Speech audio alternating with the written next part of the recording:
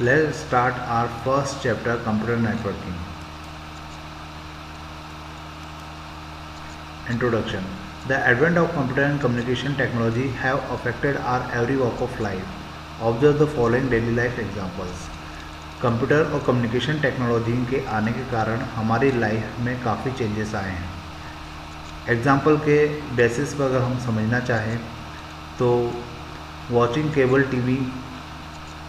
Cable TV जो हम लोग हमारे घरों में यूज़ करते हैं वो एक नेटवर्किंग का एग्जांपल है.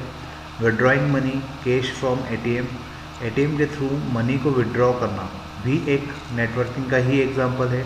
सेंडिंग एंड रिसीविंग मेल्स को सेंड करना या रिसीव करना ये भी एक नेटवर्किंग का एग्जांपल है.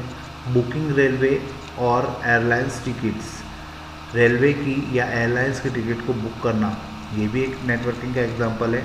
Sending and receiving SMS through mobiles के थ्रू मैसेजेस का भेजा जाना या रिसीव किया जाना ये भी एक प्रकार से नेटवर्किंग का ही एग्जांपल है.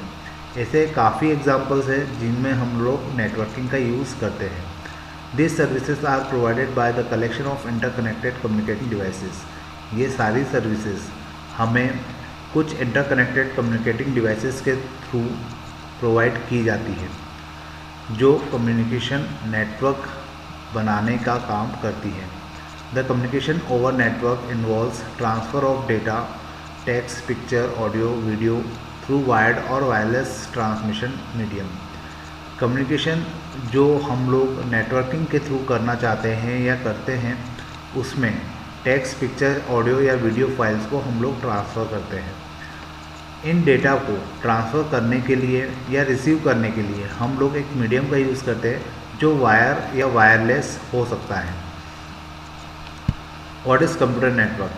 कंप्यूटर नेटवर्क होता क्या है and how does it work, ये किस प्रकार से काम करता है. In simplest term, the computer network can be defined as a computer network is a collection of interconnected autonomous computers and other devices to share data and other resources. एक computer network कुछ interconnected autonomous computers का collection होता है जिसके through हम लोग devices को share कर पाते हैं या उनके डेटा को शेयर कर पाते हैं. अब यहाँ पे नीचे एक एग्जांपल आप लोग देख पा रहे हैं. इस एग्जांपल में 3 सिस्टम हैं, एक प्रिंटर है, एक स्कैनर है और एक सीपीयू है. बीचों बीच में एक डिवाइस है जो आगे जाके आप लोग पढ़ेंगे ये डिवाइस मॉडेम कहलाती है. इस मॉडेम के थ्रू 3 सिस्टम को आपस में कनेक्ट किया गया है और तीनों सिस्टम शेयरिंग बेसिस पर प्रिंटर और स्कैनर को यूज़ कर सकते हैं. तो इस प्रकार से यहाँ पर रिसोर्स शेयरिंग हो रही है. तीनों सिस्टम आपस में कम्युनिकेट कर सकते हैं तो यहाँ पे इस प्रकार से ये डेटा भी शेयर कर पा रहे हैं. Why we build a network, हमें नेटवर्क बनाने की ज़रूरत क्या है. So the first point is sharing resources. Primary use of network is to share program data and devices among user irrespective of their physical location. हमारा जो primary use होता है नेटवर्क बनाने का वो होता है प्रोग्राम डेटा और डिवाइसेस को शेयर करना, जबकि यूज़र की फ़िज़िकल लोकेशन का इसके ऊपर कोई इफ़ेक्ट नहीं आता. हो सकता है कि यूज़र यहाँ पर आसपास हो और वो आपस में डेटा शेयर कर रहे हो या रिसोर्सेज शेयर कर रहे हो, और ये भी पॉसिबल है कि यहाँ पर यूज़र काफ़ी डिस्टेंस पर हो तब भी वो अपना डेटा और अपने रिसोर्सेज शेयर कर सकते हैं. For example sharing database, audio video files, printers and scanners etcetera. Last example में हमने अभी देखा था कि प्रिंटर और scanner as a resources 3 system आपस में शेयर कर रहे थे. वैसे ही वो तीनों सिस्टम आपस में एक दूसरे का डेटा भी शेयर कर सकते हैं, ऑडियो वीडियो फाइल्स को भी शेयर कर सकते हैं. तो नेटवर्किंग करने का एक सबसे मेन रीज़न अगर हम लोग कहें कि रिसोर्सेज को शेयर करना या डेटा को शेयर करना ये हमारा प्राइमरी टास्क होता है जिसके कारण हमें नेटवर्किंग की ज़रूरत पड़ती है. Improved, second point is improved communication. A computer network enables fast, reliable, secure communication between the users.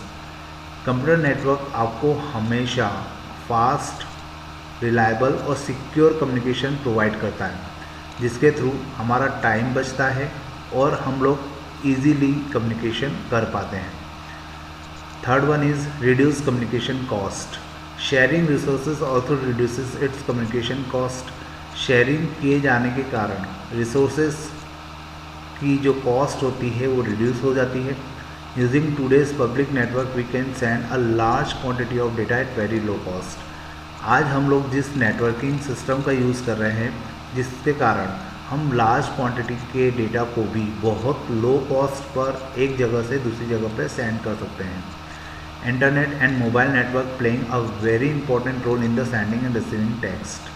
और इसी के कारण हम लोग इंटरनेट यूज़ करते हैं या मोबाइल नेटवर्किंग यूज़ करते हैं, जो एक इम्पॉर्टेंट रोल हमारी लाइफ में प्ले कर रहा है। सिंपल सा एग्जांपल से अगर मैं आपको समझाना चाहूँ तो हम लोग आजकल जियो मोबाइल यूज़ कर रहे हैं, जिसके थ्रू हमारी जो कॉस्टिंग है वो काफ़ी लो हो चुकी है।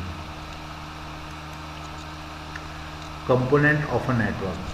किसी नेटवर्क को पॉसिबल बनाने के लिए हमें किन किन चीज़ों की ज़रूरत पड़ती है या कंपोनेंट की हमें ज़रूरत होती है। इन कंपोनेंट के बिना नेटवर्किंग पॉसिबल कैसे होता है, ये हमें अब आगे आने वाली स्लाइड्स में देखना है। First component is sender, a device और a computer that send the data. हमें टोटल 5 कंपोनेंट की ज़रूरत होती है, जिनके बिना हमारा नेटवर्क पॉसिबल नहीं हो सकता या डिवाइसेस कम्युनिकेशन नहीं कर सकती। जिसमें से फर्स्ट होता है सेंडर, एक ऐसी डिवाइस या एक ऐसा कंप्यूटर जो डेटा को सेंड करे। तो ये हमारा फर्स्ट कंपोनेंट हो गया। Second component is receiver, a device और a computer that receives data. जब डेटा को कोई सेंड कर रहा है तो उस डेटा को रिसीव करने के लिए हमारे पास एक दूसरा सिस्टम होना चाहिए ताकि उस डेटा को रिसीव किया जा सके। तो second component is receiver. Now the third component is message. Message is the information to be communicated. It may be text, image, audio और video. अब हमारे पास एक सेंडर है, हमारे पास एक रिसीवर है। तो सेंडर एक मैसेज सेंड करेगा और वो मैसेज हो सकता है कि कुछ टेक्स्ट फाइल हो, इमेज फाइल हो, ऑडियो फाइल हो या वीडियो फाइल हो। तो उस डेटा को, उसे हम लोग शॉर्ट में डेटा कहेंगे, और उस डेटा को जब एक सेंडर सेंड करेगा तो रिसीव करने के लिए एक रिसीवर भी होगा। तो इस प्रकार से सेंडर और रिसीवर अगर हमारे पास है तो उनके बीच में कम्युनिकेशन होने के लिए एक मैसेज भी होना कंपलसरी है। The fourth component is medium. A transmission medium is a physical path through which the data flow from sender to receiver. A cable और वायर और radio waves can be the medium. अब जब एक sender है जो एक message prepare करता है, वो उस मैसेज को ट्रांसफ़र करता है रिसीवर की तरफ। तो सेंडर से रिसीवर तक जाने के लिए जो मैसेज पाथ यूज़ करता है, उस पाथ को हम लोग ट्रांसमिशन मीडियम कहते हैं। ये पाथ फिज़िकल होता है और फिज़िकल पाथ होने के कारण ये वायर भी हो सकता है और ये वायरलेस भी हो सकता है। इसका मतलब ये हुआ कि जब डेटा को ट्रांसमिट किया जा रहा है या जब किसी मैसेज को ट्रांसमिट किया जा रहा है तो may be possible it travel from wire और it may be travel from wireless medium. यहाँ पर हम लोग वायर मीडियम की अगर हम लोग बात कर रहे हैं तो इसका मतलब है कि हम यहाँ पे वायरिंग का यूज़ करेंगे। और अगर हम लोग वायरलेस मीडियम का यूज़ कर रहे हैं तो उस कंडीशन में ये रेडियो वेव हो सकती है, ये इंफ्रारेड वेव हो सकती है, ये और भी बहुत सारी वेव पॉसिबल है जिसके थ्रू हम लोग डेटा ट्रांसमिट कर सकते हैं।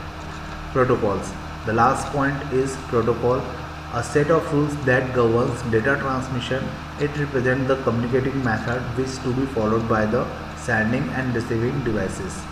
प्रोटोकॉल्स को हम लोग अगर डिफाइन करना चाहें तो a set of rules through which we can transmit data from one place to another or from one system to another system। ये एक प्रकार का रूल्स का सेट होता है जिसके बेसिस पर डेटा ट्रांसमिशन पॉसिबल होता है। It represent the communication method. इसमें बहुत सारी मेथड्स होती हैं जिनको फॉलो किया जाता है एक डिवाइस से डेटा को दूसरी डिवाइस में भेजने के लिए। तो इस प्रकार से हमारे पास टोटल 5 कंपोनेंट हो जाते हैं जो इम्पोर्टेंट हैं और इन पांचों कंपोनेंट में से अगर एक भी कंपोनेंट मिस हुआ है या मिसिंग है तो हम लोग कम्युनिकेशन नहीं कर सकते। तो first component is sender, second one is receiver, third one is message, fourth one is medium and the last one is protocol.